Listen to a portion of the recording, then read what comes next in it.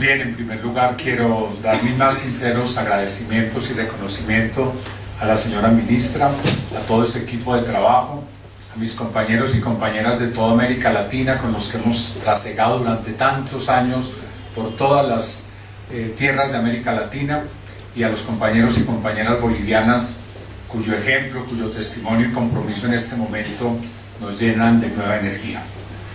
Quiero dedicar esta presentación, como he dedicado esta parte del trabajo que estaba haciendo últimamente, a la memoria de Edmundo Granda, amigo, luchador y maestro, con quien recorrimos estas tierras de América y estas tierras de la medicina social, y cuya semilla ha germinado significativamente, como lo podemos ver también aquí en Bolivia.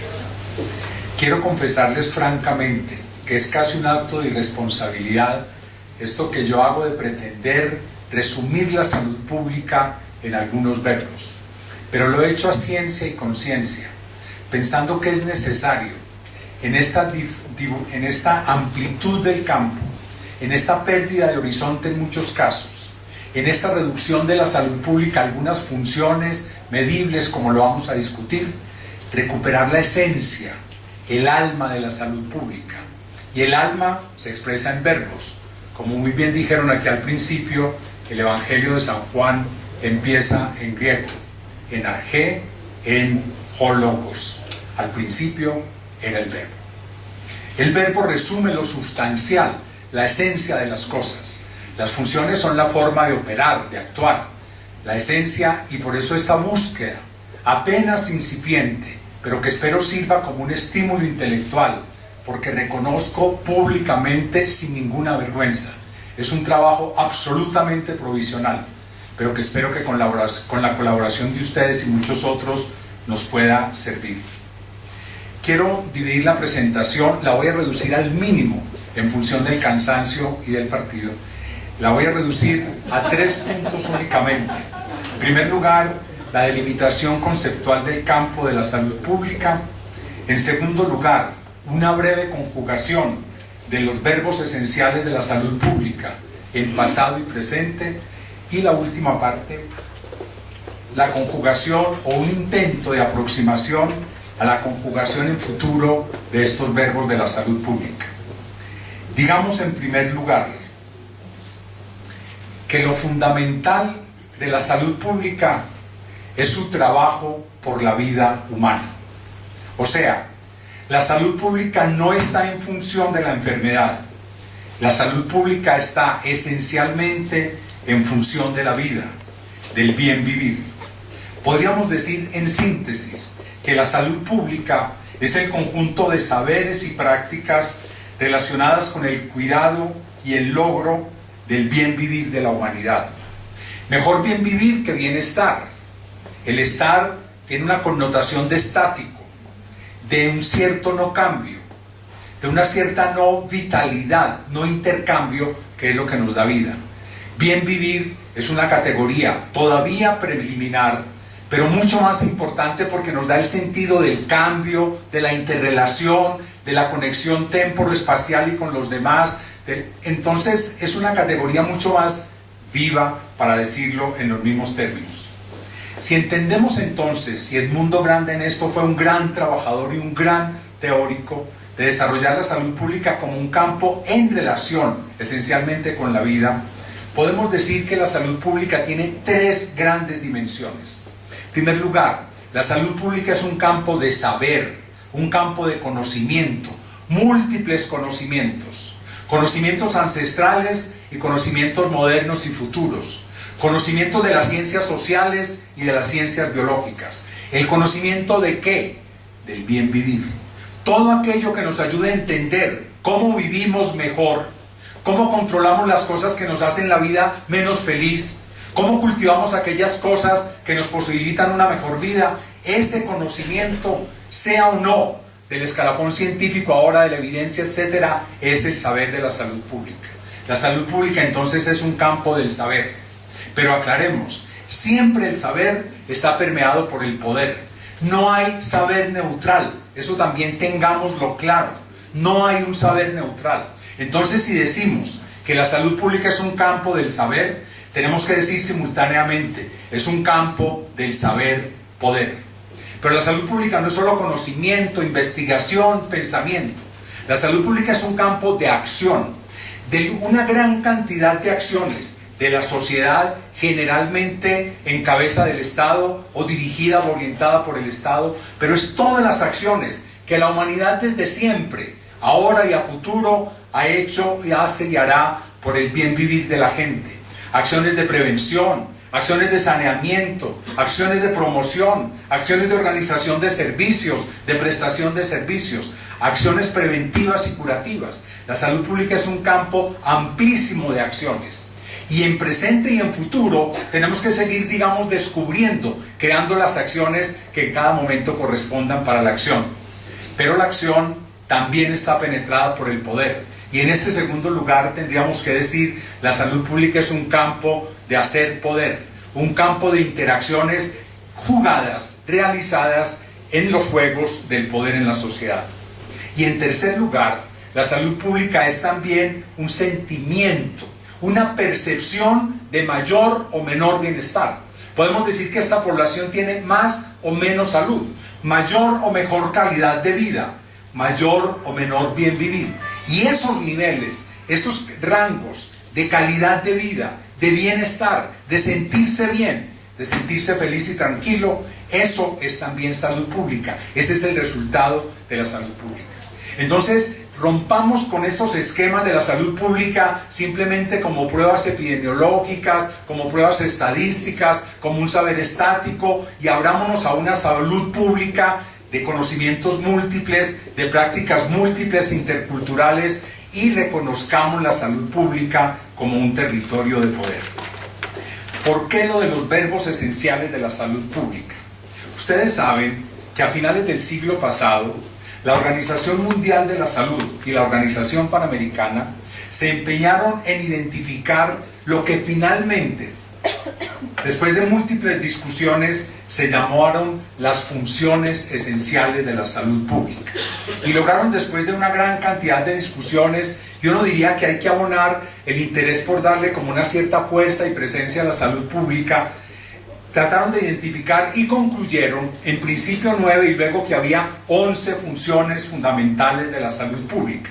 En mi opinión personal, yo nunca me sentí satisfecho con eso de las funciones esenciales. Me parecía que había una cierta ceder ante el funcionalismo, ceder frente al inmediatismo de las tareas concretas y ceder demasiado frente a la cuantificación de acciones particulares, y que eso desmembraba la salud pública, le quitaba alma, le daba posibilidad de convertirse en proyectos, de financiarse, inclusive de evaluar algunas cosas, pero en mi opinión personal y respetuosa le quitaba vida a la salud pública. Por lo tanto, desde ese tiempo empecé a pensar que sería bueno replantear la cuestión y pensar en esos verbos esenciales. Y lo que voy a hacer a partir de este momento es presentar a ustedes una primera aproximación a 6 verbos que, en mi opinión, constituyen esos verbos esenciales. Pero insisto, es apenas para abrir, mejor dicho, para provocar la discusión. Considero que el primer verbo fundamental, e históricamente, y también quiero aclarar, esto no puede ser una historiografía, esto tiene que ser una búsqueda genealógica, es decir, buscar las prácticas y los saberes, porque en salud pública pasó una cosa que ha pasado en muchos otros campos, y es que primero fueron las prácticas y después fueron los conceptos. La humanidad ha hecho prevención prácticamente desde siempre, pero el concepto de prevención es un concepto moderno. El concepto de salud pública es un concepto que tiene un poco más de 100 años. Solamente la promoción de la salud es también un concepto del siglo XIX. De manera que entonces, pero estas prácticas son muy anteriores. Entonces este es un esfuerzo, digamos, de una especie de arqueología para buscar en esas prácticas y en esos saberes ancestrales y de otras culturas esa configuración de estos verbos fundamentales. Decía entonces que el primer verbo que considero básico es el verbo sanear. ¿Qué es sanear? Sanear es crear condiciones de salubridad y de limpieza. Y entonces el saneamiento tuvo que ver históricamente durante milenios en nuestras culturas con el drenaje, con el manejo de las aguas, con el manejo y la purificación del aire, con la creación de baños, con el manejo de las basuras, con el saneamiento de los alimentos, con la limpieza corporal y también con la limpieza espiritual, con el aislamiento, etc. Sanear se originó en culturas orientales antiquísimas y tenía también una base religiosa muy fuerte. En la religión judeocristiana o en la cultura judeocristiana, por ejemplo, en el libro del Levítico, especialmente a partir del capítulo 11, hay una cantidad de normas de sanidad, sanidad del cuerpo y sanidad del alma.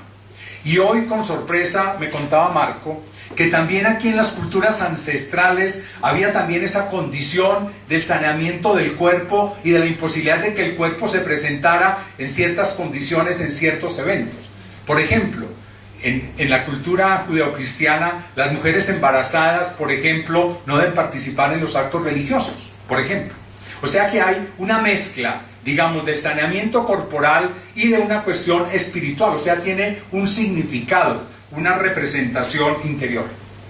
La práctica principal del saneamiento ha sido la higiene.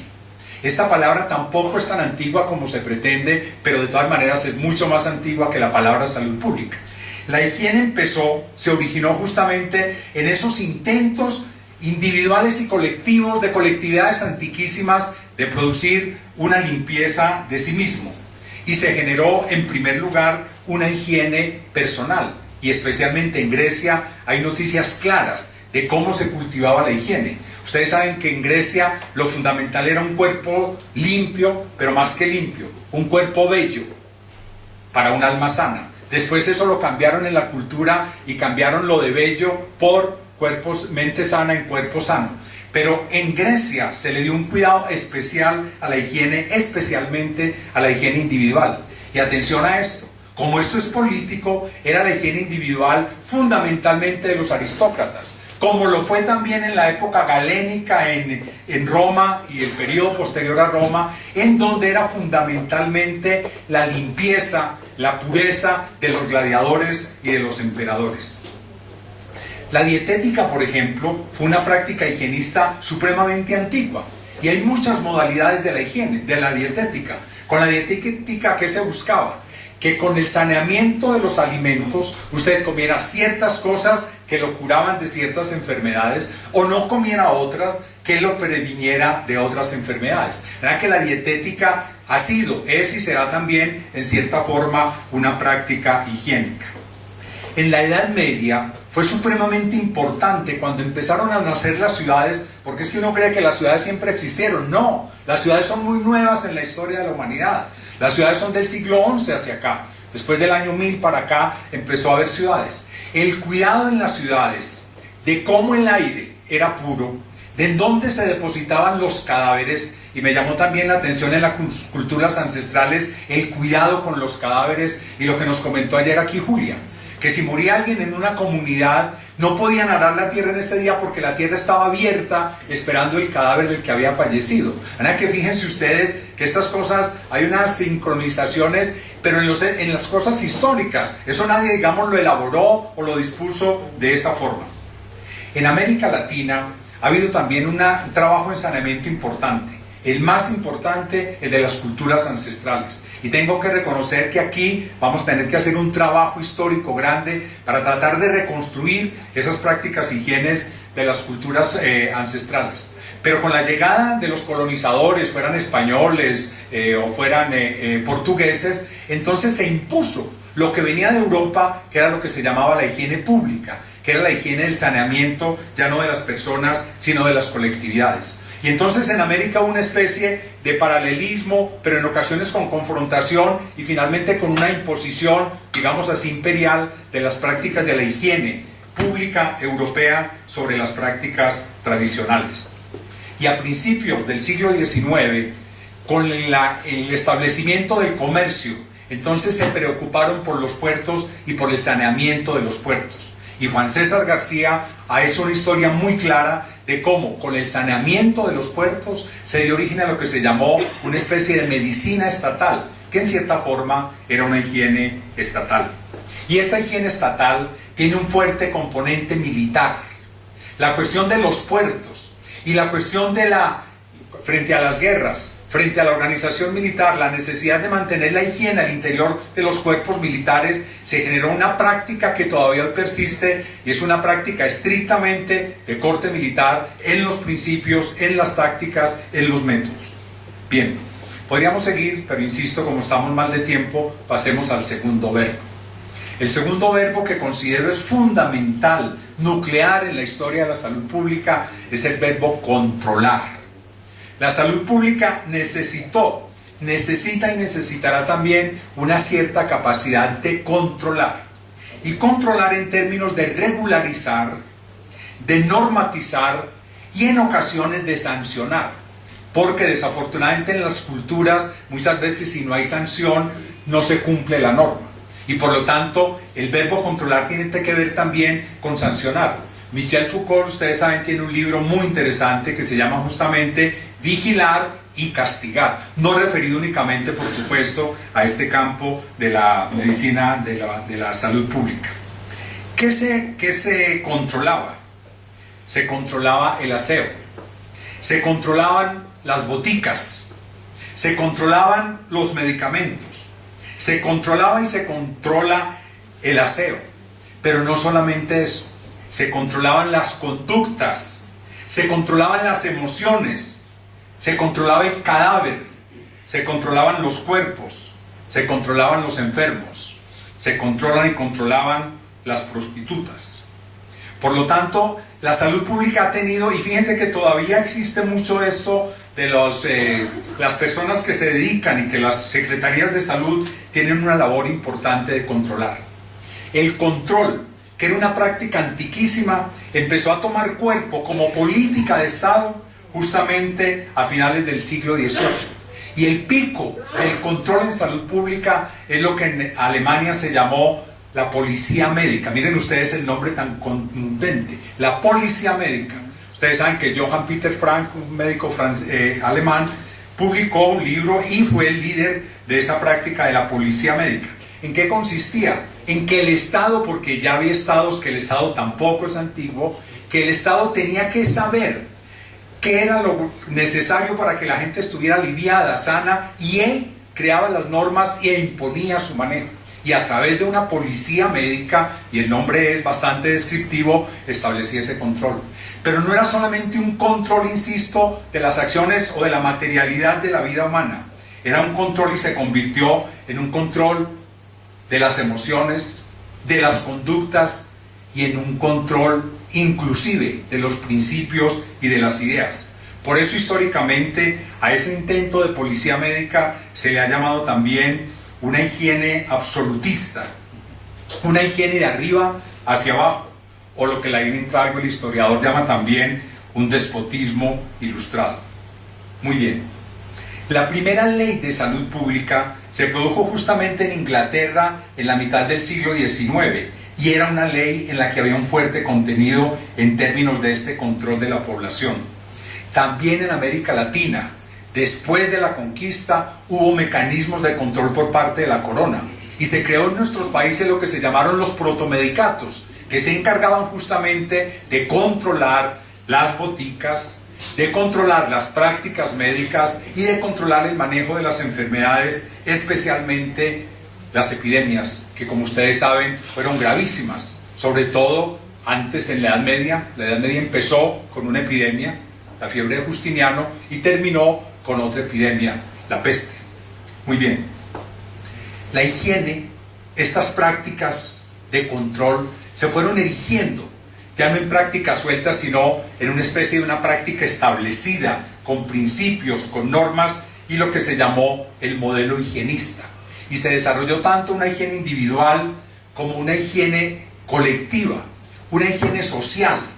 Y esta higiene social buscaba también, empezaba a tocar lo que hoy llamamos determinantes sociales de la enfermedad. Yo creo que las raíces más antiguas de lo que hoy llamamos determinantes sociales viene de esa higiene social, que nació de lo que es el germen de la semilla inicial de nuestra medicina social. En Alemania, en Francia, a mitades del siglo XIX, ¿Cuándo hubo toda esta movilización social y los estados tuvieron que reaccionar y crear una cantidad de medidas? Y entonces hubo propuestas totalmente revolucionarias, como el caso de Bischoff en Alemania, como el caso de Newman, etcétera, Chadwick, etcétera, que se propuso una medicina social y en términos de higiene se propuso una higiene social, que cuando pasó de controlar la conducta individual, cuando pasó de salir de la enfermedad y pensar en la salud y el bienestar, amenazaba el establecimiento y por lo tanto en cierta forma ese proyecto higienista fue realmente derrotado. Y empezó a emerger otra práctica de la que hablamos en el tercer verbo de la salud pública. El tercer verbo esencial de la salud pública, en mi opinión, es prevenir. Inclusive para muchos, a primera instancia, de primera palabra, el verbo más emblemático de la salud pública es prevenir. Y el dicho popular de que es mejor prevenir que curar, en cierta forma le dio peso a eso. La prevención, como he dicho, es una práctica antiquísima, pero empezó a tomar cuerpo ya, como doctrina, como conjunto de prácticas, a sistematizarse únicamente a finales del siglo XVIII, cuando con la invención de las vacunas, y después en el siglo XIX, lo que se llamó la revolución microbiológica, con Pasteur, con Koch, etc., se logró ver la posibilidad de exterminar las enfermedades. El gran sueño del preventivismo, cuya acción concreta era vacunar, fumigar, aislar, sanear, encerrar, educar. Esa práctica de prevención empezó a crecer y a tener un peso enorme. Y además creó en la humanidad la expectativa de que era posible una humanidad sin enfermedades. Ese fue el gran sueño, la gran utopía del preventivismo. Digo preventivismo porque esa práctica preventiva empezó a tomar cuerpo y a volverse casi en una nueva medicina, que fue la medicina preventiva. Y la medicina preventiva se alió o se desarrolló de la mano del gran capital que empezaba a consolidarse en los Estados Unidos ya en el siglo XIX e inclusive en los albores del siglo XX, cuando empezó a generarse la hegemonía norteamericana, y esta cuestión de prevenir las enfermedades por estas vías de vacunas, de medicamentos, en términos individuales, se convirtió en el modelo que había que desarrollar. Modelo preventivista, que desarrolló, como ustedes saben, 3 grandes niveles de prevención. Lo que llamaban la prevención primaria, que es exactamente o es en parte lo que hoy llamamos determinantes sociales de las enfermedades, que eran las condiciones de posibilidad de la enfermedad.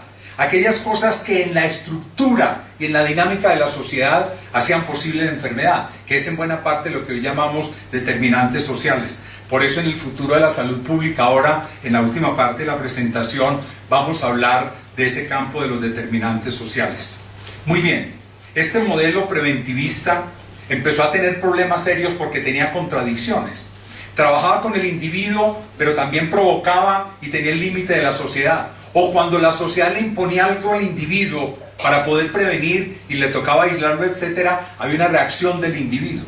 Hubo una tensión entre lo individual y lo colectivo, entre las personas y el Estado, entre el establecimiento y el mantener las cosas y el cambiar.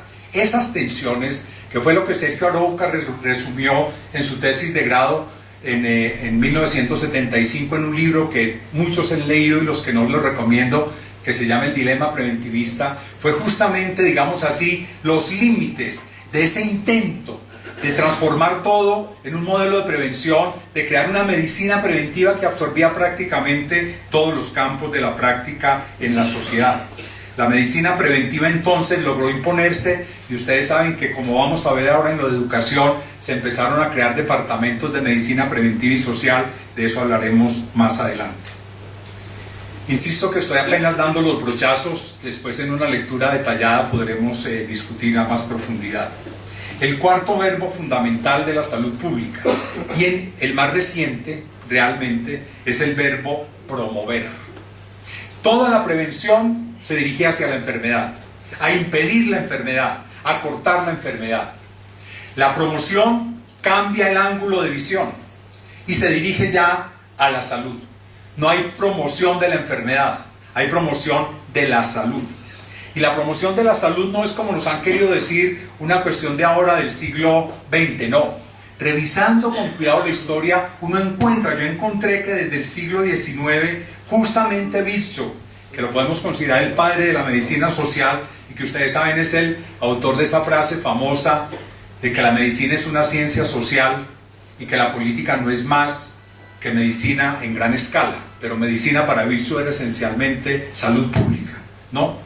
Virchow planteó textualmente, dice Virchow, el papel fundamental, la misión del Estado es promover la salud y la educación.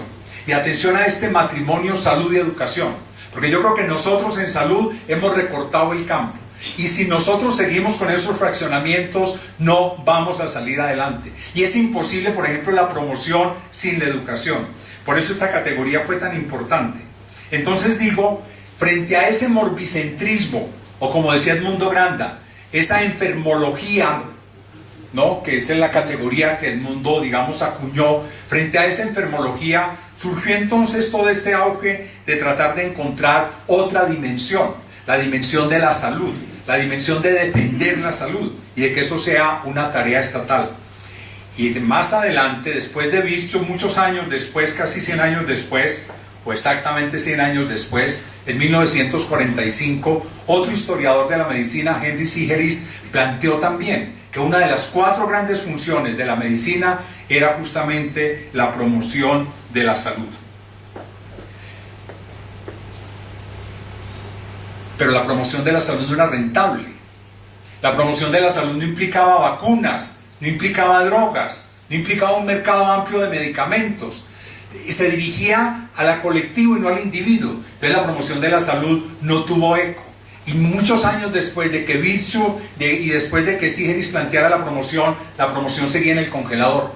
Solamente a finales del siglo pasado, 1986, ante lo que se llamó la crisis de la salud pública, un grupo de países reunidos en Ottawa, en Canadá, decidieron retomar y pensar que el futuro de la salud pública pudiera estar en la promoción de la salud. Y definieron la promoción de la salud justamente como la posibilidad, leamos textualmente la definición de promoción de la salud que da la Carta de Ottawa, dice: la promoción de la salud consiste en proporcionar a los pueblos los medios necesarios para mejorar su salud y ejercer un mayor control sobre la misma. Fíjense que de todas maneras aquí hay una cuestión como de arriba hacia abajo, de que se dota a, o sea, se le da a alguien. O sea, la promoción en esta concepción de Ottawa no es la movilización popular por la salud, no, sino que es algo que, digamos, desde arriba se le concede a la gente la posibilidad de participar.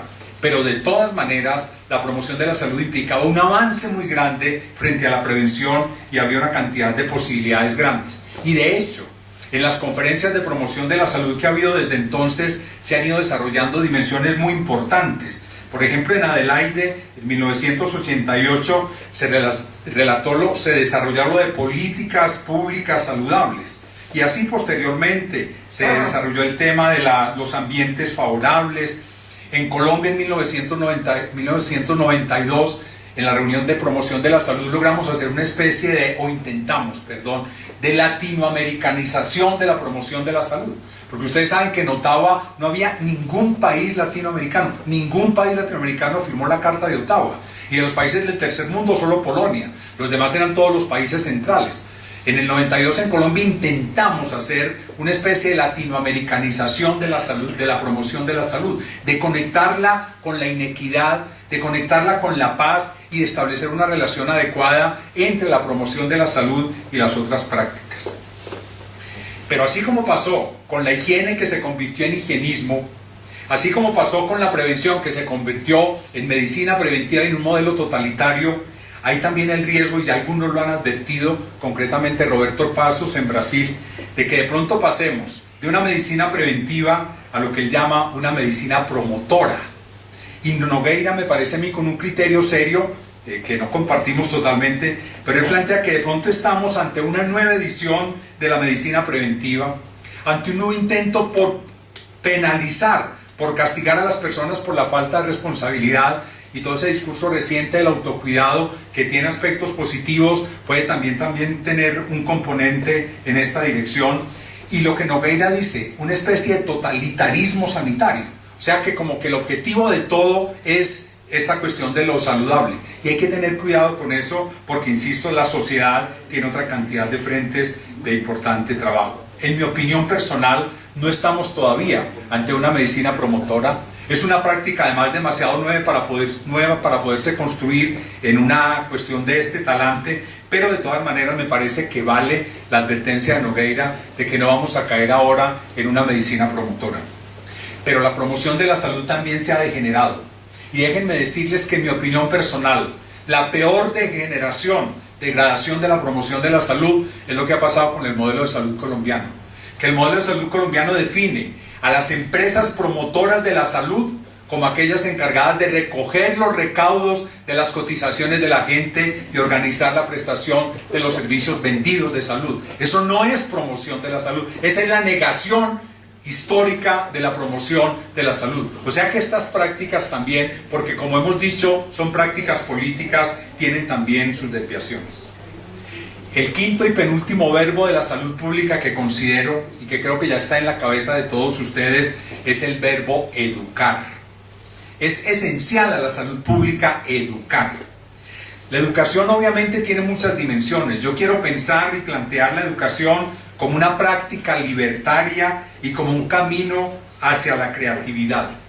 Pues bien, en la salud pública se ha orientado la educación fundamentalmente en dos grandes frentes. En la educación a la población, en el sentido de transmitir esos hábitos de saneamiento, educarlos en las prácticas preventivas, recientemente en la cuestión de la promoción de la salud y en el campo de la formación ya técnica, profesional, especializada en este campo particular de la salud pública. La educación obviamente tiene que ver con la higiene, tiene que ver con la promoción, tiene que ver con la promoción, con la prevención y promoción y por lo tanto con las prácticas que hemos dicho hasta ahora.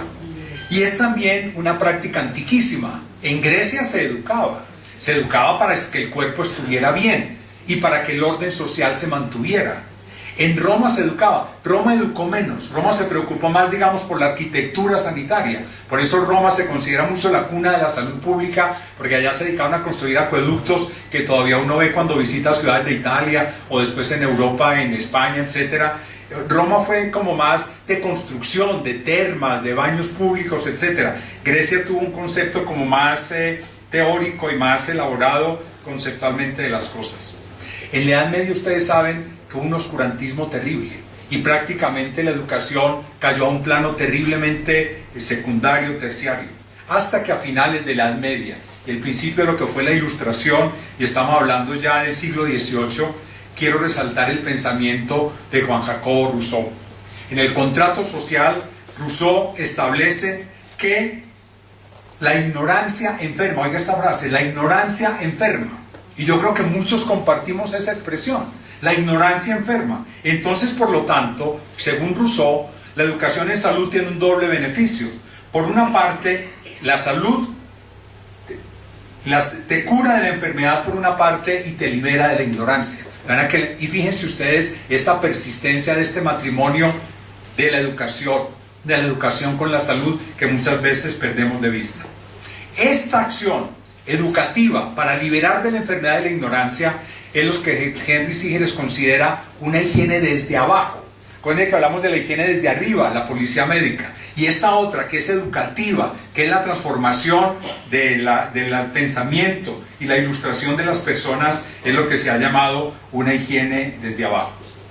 Este proyecto educativo de la medicina preventiva ha tenido grandes desarrollos y este sí específicamente en los Estados Unidos.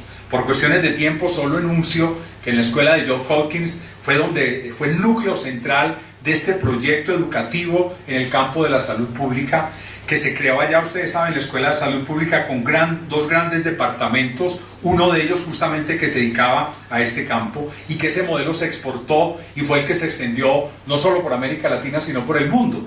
Y entonces aparecieron en todo el mundo, a partir de la década del 40 del siglo pasado, los departamentos de medicina preventiva, de medicina social, de medicina preventiva y social, etcétera, etcétera.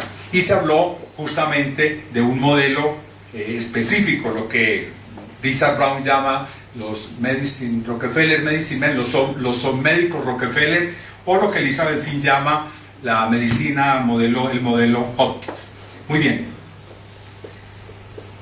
Tendría mucho más que decir sobre educación, ustedes saben los desarrollos posteriores, pero como estamos en un encuentro de medicina social, tenemos que señalar también que la medicina social empezó a tener un peso educativo importante a partir de la década del 70 del siglo pasado, y que se empezaron a crear departamentos, escuelas, pregrados, posgrados en el área de medicina social, pero que todavía seguimos siendo una fuerza, digamos, minoritaria en el campo de la educación en salud. Y el sexto y último verbo que propongo como fundamental, esencial en la salud pública, es el verbo organizar.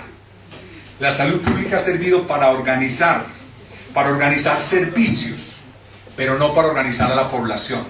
La organización en el campo de la salud pública ha estado fundamentalmente en manos del Estado al principio, en manos de fundaciones posteriormente, en manos de organismos internacionales y más reciente en manos del gran capital financiero nacional y transnacional. Las guerras han tenido también un papel importantísimo en la organización de los servicios de salud y la medicina militar, como ya dije anteriormente. La primera forma organizativa en el campo de la salud a nivel internacional fueron los hospitales. Los hospitales son antiquísimos. Ya en el siglo VII y VIII ya existían hospitales en Damasco, en Bagdad, en el Cairo. Y en Occidente, al final de la Edad Media, se empezaron a crear hospitales y surgieron organizaciones religiosas que se dedicaron justamente a la atención de las personas. Pero fue justamente cuando el Estado tomó la bandera y la tarea de estas acciones de sanidad, cuando se crearon instancias estatales para organizar los servicios de salud y organizar la salubridad, organizar las campañas de prevención y promoción, de prevención en esa época, etc. Fue Francia, en mitad del siglo XIX, donde se crearon los primeros consejos de salubridad. Y luego en Inglaterra, ustedes saben que fue la cuna del primer Servicio Nacional de Salud en 1948, de donde nacieron los servicios de salud y todas las acciones de planificación. Y en Alemania también se creó lo que sería el primer Ministerio de Salud hacia 1876. De América Latina ya he dicho cómo se procedió desde la cuestión del protomedicato en la conquista, luego se crearon direcciones ya a finales del siglo XIX, toda la sanidad militar y la creación de una medicina estatal y la creación posterior de servicios, direcciones nacionales de salud o de salubridad. Y hay que destacar que fue justamente en Argentina, en Uruguay y en Brasil donde surgieron las primeras direcciones nacionales o departamentales de salud pública. Recientemente, como ya insinué, esta cosa de la organización en la salud se ha dedicado a la organización de sistemas de seguridad social, bajo el imperio del aseguramiento, bajo la orientación de los organismos multinacionales y totalmente sometido a intereses económicos y a convertir el territorio de la salud en un campo de ganancia. Y por eso el florecimiento de toda la formación y de toda la gestión gerencial, financiera, toda la cuestión contable, de facturación, de fiscalización en este campo de la salud. Bien, por cuestión de tiempo termino aquí este enunciado primero de los verbos esenciales de la salud pública y quiero pasar al último punto, que es tratar de mirar hacia el futuro qué, o sea, cuál sería una conjugación potencial de estos verbos de la salud pública en futuro.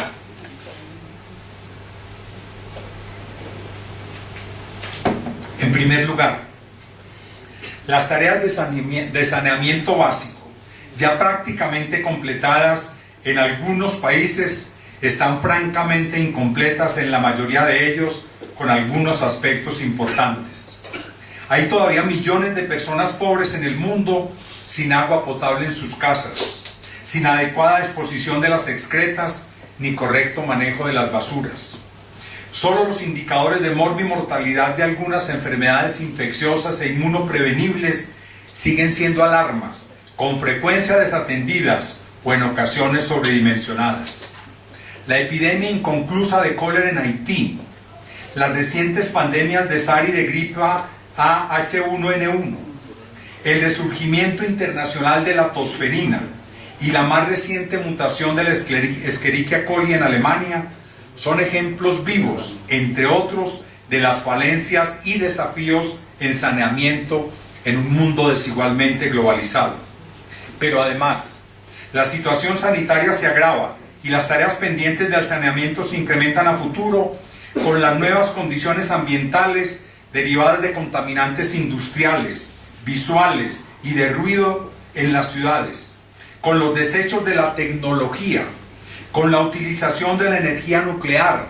El reciente caso de Japón es suficientemente ejemplarizante, o la potencial utilización de armas nucleares y la utilización cotidiana de armas irresponsablemente denominadas no convencionales, con el hacinamiento por las carencias o la precariedad de las viviendas, con el desbordado e inequitativo desarrollo de las medianas y grandes ciudades, con las condiciones antihigiénicas que acompañan con frecuencia las migraciones internacionales y el desplazamiento forzoso por pobreza o por violencia, e inclusive con el minado de los extensos campos de la guerra. En el campo de la vigilancia, aún desde la óptica del modelo vigente, son reconocidas las limitaciones e impotencias de las estrategias, los mecanismos y las instituciones de control y vigilancia en el campo de la salud. Realmente, más que control, habría que hablar en muchos casos de un cierto descontrol. El caso concreto del control de la calidad y los precios de los medicamentos, algunos de ellos esenciales para la supervivencia, es alarmante y expresa bien la prioridad real de los negocios sobre la salud pública, a pesar de intentos reguladores. Algo similar aplica para el control de alimentos, cuyo actual control por parte de grandes monopolios transnacionales logran evadir los mínimos mecanismos de control e imponer no solamente precios, sino sobre todo hábitos alimenticios. En las relaciones de los seres humanos con la naturaleza y con el ambiente hay amplios territorios sin control de ninguna naturaleza o con controles insuficientes y débiles ante el poder económico y político. Es el caso de la contaminación de las fuentes de agua por las explotaciones mineras, de las talas de miles de hectáreas de bosques naturales y el exterminio de especies animales. La progresiva primacía de los imperativos del mercado en la sociedad y en particular en el campo de la salud genera argumentos y pretextos para desconocer y evadir los limitados controles del sistema y ambienta y facilita una ética utilitaria, sumisa y contraria al objetivo central de la salud pública, que no es otro que el bien vivir. Otro campo de especial preocupación en presente y futuro es la pérdida de control por parte del Estado y el consiguiente del control de los sistemas de aseguramiento en salud. El caso colombiano es paradigmático, pero por cuestiones de tiempo me abstengo de expresarlo detenidamente. En el campo de la prevención. En prevención de enfermedades y de riesgos es preciso reconocer las graves consecuencias negativas del modelo de salud vigente y por tanto la urgencia de retomar y reaplicar de nuevo tareas preventivas. Ni las coberturas de vacunación, ni las acciones clásicas de prevención de enfermedades como las diarreas infantiles, el dengue, la malaria, la leishmaniasis y la fiebre amarilla, algunas de ellas incluidas en las ahora cínicamente llamadas enfermedades huérfanas, están en niveles compatibles con la dignidad humana, con el conocimiento y las tecnologías disponibles e inclusive con el gasto sectorial. Siguen muriendo o enfermando miles de obreros, trabajadores y mineros por falta de condiciones adecuadas de trabajo y prevención de riesgos laborales. Es también largo el camino por recorrer en el control de las enfermedades crónicas, cuya frecuencia parece incrementarse en muchos países y a tener un peso relativo mayor en la medida en que decrecen algunas infecciosas. Y en este campo, la prevención se extiende desde el reconocimiento y manejo de los determinantes genéticos y bioquímicos, pasando por los hábitos, condiciones y estilos de vida, hasta la existencia y adecuado funcionamiento de sistemas de salud equitativos y universales y la acción sobre los determinantes sociales de salud. Me atrevo a plantear aquí lo que podríamos llamar una prevención estructural, que sería justamente la acción en el campo de los determinantes sociales, ya no solamente para enfrentar las enfermedades, sino fundamentalmente para enfrentar los grandes problemas que alteran negativamente la calidad y la dignidad de la vida y posibilitan más muertes, tales como el hambre, la violencia, las inequidades de género, de etnia, de ingresos, las carencias de tierra, de vivienda, empleo, educación e información. La exclusión social y la marginación del ejercicio del poder de grupos de población por razones políticas, culturales, de opción sexual o religiosa. Reconociendo algunos esfuerzos y experiencias positivas, es preciso liberar también la promoción de la salud de las desviaciones, las ataduras y los reduccionismos vigentes y dotarla de sentido y de potencia que originariamente tiene. No puede seguir tratándose como un programa marginal o como un conjunto que anoche bien nos dijeron de charlitas, sino no debe permitirse que devenga en una medicina promotora al servicio del mercado, de una indebida medicalización de la vida y de la culpabilización y hasta la penalización a nivel individual por los riesgos en salud o la falta de autocuidado. La promoción de la salud aborda también la cuestión del poder en la sociedad, tratando de que tanto en las decisiones personales cotidianas como en las grandes decisiones de tipo político y económico, el bienestar y el buen vivir individual y colectivo tengan la prioridad que merece. Esta es la dimensión política de la promoción de la salud y la que tenemos que trabajar y desarrollar con mayor cuidado. La promoción de valores positivos como la equidad, la solidaridad, la participación y la diversidad debe hacer parte del enfoque y las tareas promocionales. Y si la promoción de la salud no se funde con la defensa de la vida digna, es decir, con satisfacción de necesidades, garantía de derechos, acceso a bienes y servicios y desarrollo de potencialidades, carecería de sentido en muchos contextos y situaciones. En el campo de la educación y la formación en salud pública es obvio que hay avances importantes, pero es también preciso reconocer que tanto a nivel de la población en general como de los grupos profesionales, técnicos y especializados, falta muchísimo por hacer y es preciso repensar el trabajo en esta área. El punto de quiebre lo marca la opción o por la educación para la dominación de las mentes y el mantenimiento del establecimiento, o por la educación para la liberación y la creatividad. En salud pública, esta opción se traduce o en mantener conocimientos y prácticas individualistas, centradas en la enfermedad, reducidas al orden bionatural y desconocedoras de los órdenes de determinación social, o en abrirse al mundo de la vida y el bienestar colectivo, a las acciones sociales y políticas, al conocimiento multidisciplinar y a los saberes y prácticas interculturales. La orientación de los programas, los contenidos de los temas y mensajes de salud pública, la pedagogía empleada, la intensidad proporcional dentro de los programas curriculares, la relación teoría-práctica y academia-servicios, la estructura del campo de salud pública al interés de las instituciones académicas requieren intervenciones urgentes y desde el campo de la medicina social tenemos aquí otro vasto campo de intervención. Y finalmente, existe un gran desbalance entre la elaborada y minuciosa organización de algunas instituciones burocráticas del sector salud y de servicios asistenciales y de aseguramiento pagado de algunas enfermedades y la escasa o nula organización y movilización social contra las inequidades por el derecho fundamental a la salud.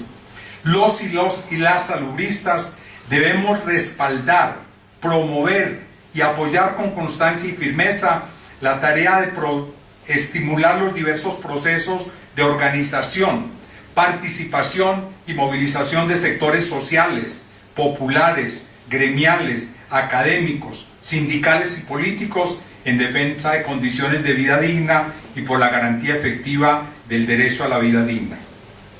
Por descontado, que la organización, la financiación, la gerencia, el adecuado funcionamiento de los servicios de salud siguen siendo tareas importantes de la salud pública.